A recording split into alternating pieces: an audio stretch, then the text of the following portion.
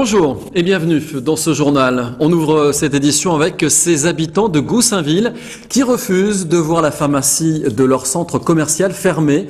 Une fermeture étonnante qui pourrait se produire à la suite d'une plainte de pharmaciens de la ville. 5 pharmaciens qui réclament depuis maintenant 6 ans à la justice l'annulation de la licence d'exploitation de Pharm Espace au motif qu'elle ne serait pas implantée au sein même de la population mais en périphérie. Brice Martinelli a rencontré les différents protagonistes. À la fin du mois, cette pharmacie du centre commercial des Olympiades risque de disparaître. Située en périphérie de Goussainville, elle ne correspondrait pas aux réglementations de santé publique, la loi exigeant que les pharmacies doivent s'implanter au sein même de la population. Aujourd'hui, les 600 clients quotidiens de Pharm Espace ne veulent pas voir leur officine fermée. Elle est pratique, elle est pour nous. On va en course, regardez, je viens en course là. Je cherche les journaux, je cherche tout ça. Et je trouve ça ici. Je peux trouver ce que je veux. Nous faisons nos courses en même temps à Carrefour. Donc on laisse des fois notre ordonnance. Ça nous arrange, ça nous avance. Et puis non, il nous en faut une là. Et puis voilà. Assigné en justice par 5 pharmaciens du centre-ville, Pharm Espace pourrait bien mettre la clé sous la porte. Alors depuis 3 semaines, une association d'usagers s'est créée. Robert Arsigny, le président, n'a pas peur de taper sur les plaignants. Ils n'ont pas eu l'audace et l'intelligence de prendre cette place et de monter une pharmacie ici, et qu'ils s'aperçoivent aujourd'hui que cette pharmacie est très rentable et ils voudraient certainement prendre la place. Tout simplement, c'est une question pour moi, ces gens-là n'ont aucun souci du consommateur, ils n'ont aucun souci pour les gros sous.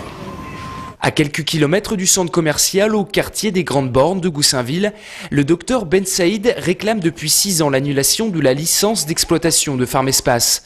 Porte-parole des pharmaciens plaignants du centre-ville, il accuse la patronne de Pharm Espace de ne pas avoir voulu s'implanter dans les quartiers de Goussainville. Jusqu'à maintenant, elle n'a pas voulu s'y installer pour des raisons uniquement en ce qui la concerne, de points stratégiques de façon d'un point de vue commercial, et elle veut effectivement un emplacement qui soit particulièrement rémunérateur. Facilité de stationnement, prix intéressant, des médicaments non remboursés, les arguments sont nombreux pour garder cette pharmacie ouverte. De leur côté, les plaignants ont dans un premier temps obtenu une fermeture d'1 mois en juin dernier, verdict le 26 janvier prochain. Pas facile de trouver des journaux dans les kiosques ce matin et pour cause, à la suite du blocage dans la nuit des imprimeries de Gonesse par des ouvriers du livre de Prestalis, le tiers nord de la France était privé de quotidiens nationaux. Ce mercredi, l'ensemble des titres distribués depuis le centre valdoisien ont été touchés. Les opérations ont été menées par le syndicat général du livre et de la communication écrite pour protester contre la mise en place prévue en janvier d'un plan d'économie de Prestalis et particulièrement le non-renouvellement de certains contrats à durée déterminée. Politique maintenant avec cette démission surprise du président du Modem Val-d'Oise, 4 mois seulement après avoir été élu, Philippe Houbert. Eh bien, il reproche à François Bayrou, je le cite, un manque total de clarté quant à la stratégie politique mise en place depuis la création du parti au printemps 2007. Mais aussi et surtout, Philippe Houbert regrette, dit-il, un fonctionnement interne peu démocratique, notamment dans la désignation des têtes de liste pour les élections régionales. Plus d'infos sur le sujet sur notre site internet vonews.fr. Politique toujours avec la visite de Fadela Amara ce mercredi à Garges-les-Gonesse. La secrétaire d'État chargée de la politique de la ville était donc ce mercredi après-midi dans le quartier des Doucettes pour la pose de la première pierre d'un programme d'accession sociale à la propriété.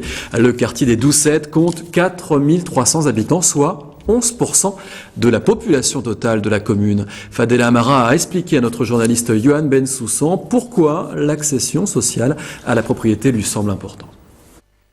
Beaucoup de familles modestes qui habitent dans ces quartiers populaires veulent être propriétaires comme tout le monde.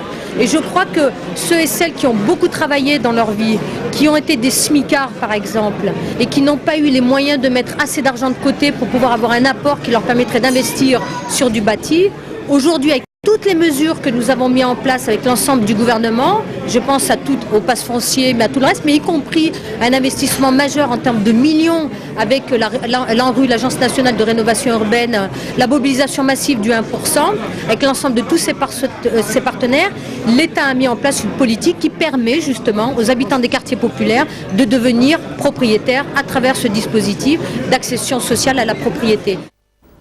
Et on passe au sport avec le gros rendez-vous footballistique du week-end. Suite à sa qualification historique entre deuxième de finale de la Coupe de France, eh bien, l'AS Saint-Ouen-le-Maune affronte samedi Sedan, club de Ligue 2, soit 4 divisions de mieux que les Valdoisiens. Fabien Manigaud est allé à la rencontre de la troupe de Jean-Marc Sabatini, actuellement en pleine préparation, comme vous allez le voir. C'est avec le sourire et une grande décontraction que les joueurs de Saint-Ouen-le-Maune ont repris le chemin de l'entraînement depuis quelques jours. Samedi prochain, ces amateurs, qui évoluent en division d'honneur, auront l'occasion de poursuivre leur série d'exploits en Coupe de France face à Sedan, pensionnaire de Ligue 2.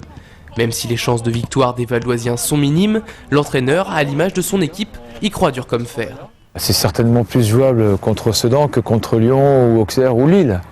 Une Ligue 2 est certainement plus abordable qu'une Ligue 1. Maintenant, si on pose tout à plat, on se dit que c'est de l'ordre de l'impossible. Puis après, il y a la magie de la coupe, il y a Versailles aussi qui a ouvert la route à toutes les équipes comme nous par rapport à une Ligue 2.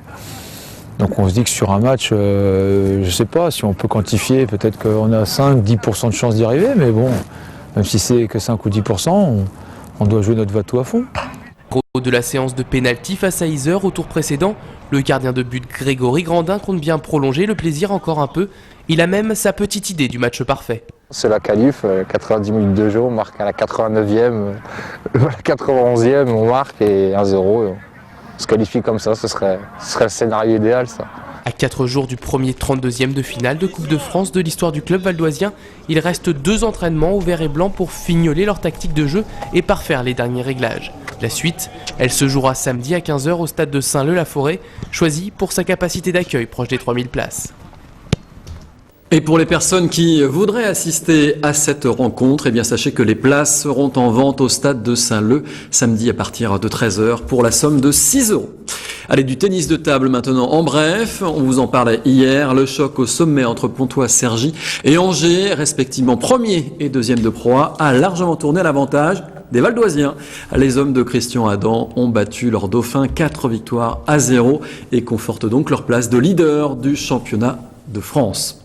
Voilà, ce journal se termine. Merci encore de l'avoir suivi. L'info continue bien sûr sur vonews.fr. À demain.